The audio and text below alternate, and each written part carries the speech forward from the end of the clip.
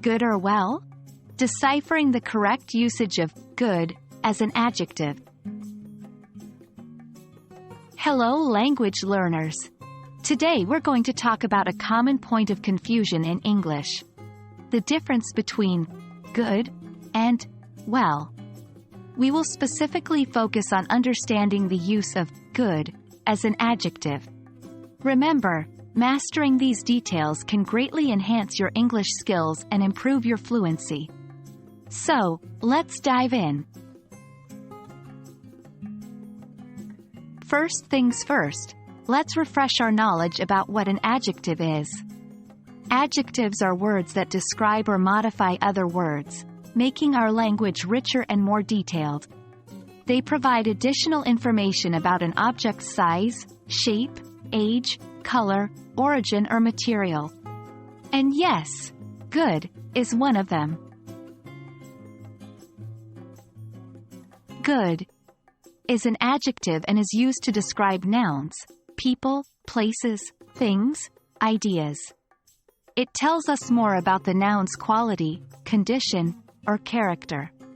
Let's look at some examples. She is a good singer. Here, good describes the quality of the singer. This is a good book. In this case, good is describing the book, indicating it's of high quality or enjoyable to read. Please note, we do not use good to describe how an action was performed. One common error is using good where well should be used. Remember, good is an adjective, and it cannot be used to modify verbs. That's the job of an adverb. For instance, incorrect, she sings good.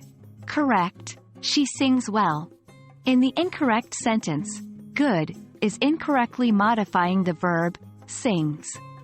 In the correct sentence, well appropriately modifies the verb. However, there is an exception to this rule.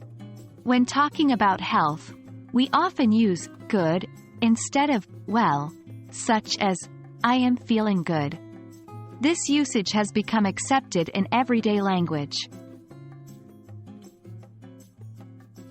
Thank you for joining us in this lesson on good as an adjective.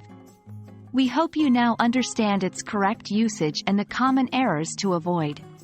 Remember, practice makes perfect. So, try using good and well correctly in your conversations and written English.